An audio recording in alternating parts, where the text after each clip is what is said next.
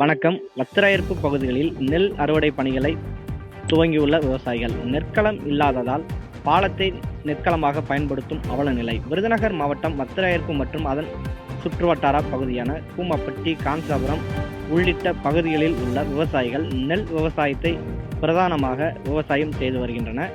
தற்பொழுது கூமப்பட்டி பகுதிகளில் நெல் அறுவடை பணிகளை தொடங்கியுள்ள விவசாயிகள் தற்பொழுது நெற்களம் இல்லாதால் ரஹ்மத் நகர் புதிய பாலத்தில் அறுவடை செய்யப்பட்ட நெற்களை உலர வைக்கும் பணியில் ஈடுபட்டு வருகின்றனர். பாலத்தை நெற்களமாக பயன்படுத்துவதால் போக்குவரத்திற்கு இடையூறு ஏற்படுவதாக குற்றச்சாட்டு எழுந்துள்ளது.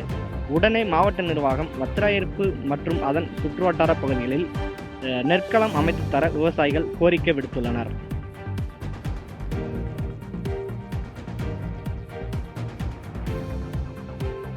செய்திகளை உடனுக்குடன் தெரிந்து கொள்ள கீழ்கண்ட கேபிள் மற்றும் டிடிஹெச் நெட்வொர்க்குகளில் எம்நாடு செய்தி தொலைக்காட்சியை காணுங்கள். பாதகம் செய்பவரை கண்டால் நாம் பயம் கொள்ளலாகாது பாப்பா.